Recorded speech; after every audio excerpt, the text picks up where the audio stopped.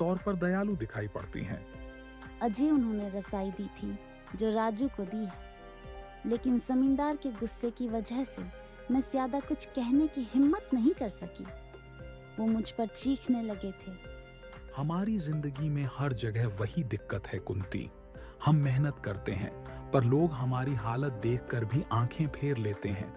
न जाने क्यों लोग हमसे इतना नफरत करते हैं। राजू अलाव के पास लेटा हुआ ठंड से कांपते हुए खांस रहा था। कुंती उसके पास बैठी रही और श्याम को बाहर जाकर और लकड़ियों का इंतजाम करने को कहा। श्याम, कुछ भी करके जंगल से लकड़ियां लानी होंगी। अगर राजू को कुछ हो गया तो मैं खुद को कभी माफ नहीं कर पाऊंगी। देखो ना, राजू की तबीयत बिगड़ती ही जा रही है। ठीक है कुंती, मैं कोशिश करता हूँ। रात ज्यादा हो गई है लेकिन जंगल जाना ही पड़ेगा। तुम राजू का ख्याल रखना। फिर श्याम आधी रात को लकड़ी लाने के लिए जंगल की ओर निकल पड़ा। कुंती की आंखें उसके पीछे तक लगी रहीं और उसका दिल दुआ कर रहा था कि श्याम सही सलामत लौट आए। कुंती राजू के पास बैठी उसकी तबीयत को लेकर चिंतित थी। राजू की तबीयत धीरे धीरे और बढ़ने लगी थी और उसकी सांसें भारी हो रही थीं। राजू बेटा, सब ठीक हो जाएगा। तेरे पापा अभी लकड़ियां लेकर आएंगे, फिर हम आग जलाएंगे और ये ठंड तुझे परेशान नहीं करेगी। बस थोड़ी हिम्मत रख बेटा। राजू ने अपनी माँ की ओर देखा। उसकी मासूम आंखों में दर्द और थकावट साफ झलक रही थी। उसने धीमे स्वर में कहा, माँ, मुझे बहुत ठंड लग रही है। पापा जल्दी आएंगे ना? हाँ बेटा, तेरे पापा अभी आएंगे। तू चिंता मत कर, मैं तेरे साथ हूँ।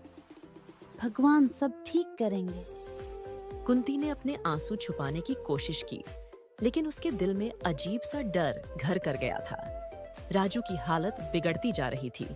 उसने उसे सीने से लगाकर गर्मी देने की कोशिश की, लेकिन ठंड इतनी कड़ी थी कि कुंती की अपनी सांसें भी कांप रही थीं।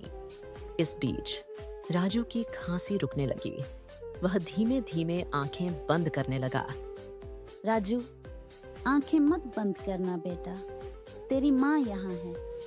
देख, तूने खाना भी नहीं खाया। तेरे पापा आते ही आग जलाएंगे।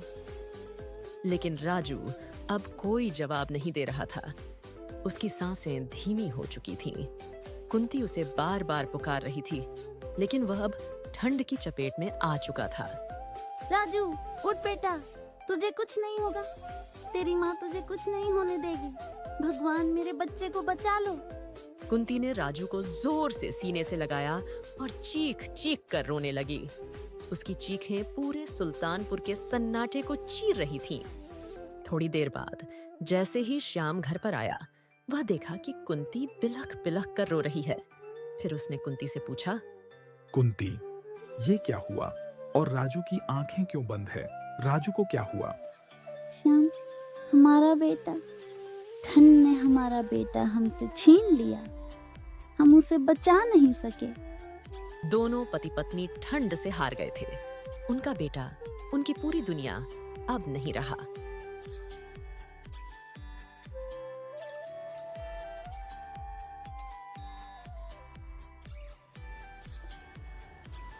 उनके रोने की आवाज ने पूरे गांव को झकझोर कर रख दिया। यह ठंड सुल्तानपुर के कई घरों को ऐसे ही दर्द दे रही थी, और यह सिर्फ एक परिवार की नहीं, बल्कि पूरे गांव की त्रासदी बन चुकी थी। राजू की मौत के बाद कुंती और श्याम के जीवन में एक सन्नाटा छा गया। वह छोटा सा घर जो कभी उनके बेटे की हंसी से गूंजता था, अब एक सुनसान खंडहर जैसा लगने लगा था। ठंड का कहर लगातार बढ़ रहा था और उनके दिलों में बेटे को खोने का गहरा दर्द जम चुका था। कुंती ने खाना बनाना बंद कर दिया। श्याम ने काम पर जाना छोड़ दिया। वे दोनों दिन रात बस एक कोने में बैठे रहते, राजू की यादों में डूबे हुए। कुंती अक्सर अपने बेटे के कपड़े हाथ में लेकर रोने लगती थी। अब बेचारे दोनों पति पत्नी राजू के मरने का शोक मना रहे थे। ऐसे ही कुछ दिन बीत गए और एक दिन कुंती अपने पति श्याम से कहती है,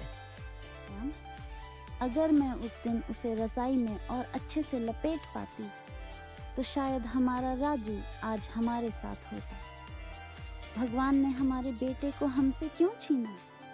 कुंती, ये सब मेरी गलती है। अगर मैं वक्त पर लकड़ियां ला पाता तो राजू को बचा सकता था।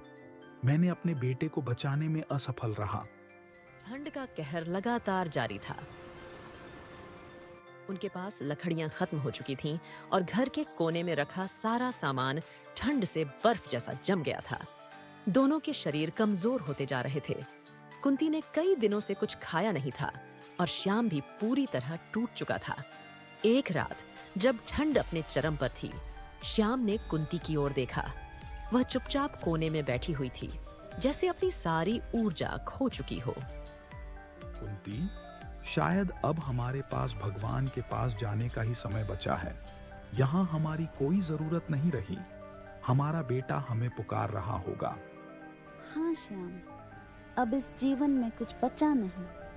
ठंड ने सब छीन लिया। मुझे भी राजू के पास जाना है।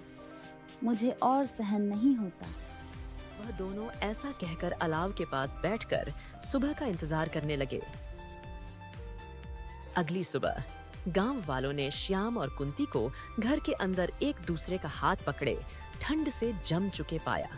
उनके चेहरों पर एक अजीब सी शांति थी, जैसे उन्होंने अपने बेटे के पास पहुंचकर सुकून पा लिया हो। सुल्तानपुर के गांव वालों के लिए यह एक और त्रासदी थी। ठंड ने एक और परिवार को खत्म कर दिया। गांव के लोग श्याम, कुंती और राजू को याद करते हुए उनके घर के पास अलाव जलाने लगे, मानो उनकी आत्माओं को शांति देने की कोशिश कर रहे हों। यह ठंड का मौसम सिर्फ बर्फ नहीं, बल्कि कई घरों की खुशियां अपने साथ ले गया था। सुल्तानपुर अब और भी गहरे सन्नाटे में डूब चुका था।